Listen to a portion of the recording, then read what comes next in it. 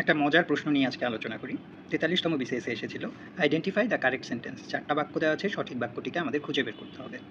এতে বলেছে the girl burst out tears, B the girl burst into tears, C the girl burst with tears, D the girl bursted out tears.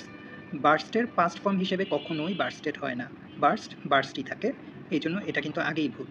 বাকি যে তিনটা সেগুলোতে সমস্যা হচ্ছে প্রিপোজিশন নিয়ে। আমরা সবসময় একটা জিনিস মাথায় রাখবো, বার্স্টের পর যদি আউট থাকে তাহলে ভার্বের সাথে আইএনজি বসবে, আর বার্স্টের পর যদি প্রিপোজিশন হিসেবে ইনটু থাকে তাহলে এরপরে নাউন বসবে। খুব গুরুত্বপূর্ণ নিয়ম।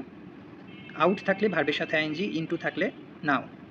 যেমন বার্স্ট আউটের পরে যদি ক্রাইং থাকতো, ক্রাই হচ্ছে ভার্ব, তার সাথে আইএনজি, তাহলে বাক্যটি ঠিক ছিল। আর বার্স্টের পর ইনটু থাকলে এরপর কিন্তু নাউন দিতে হবে, তখন আর ভার্বের সাথে আইএনজি দেওয়া যাবে না।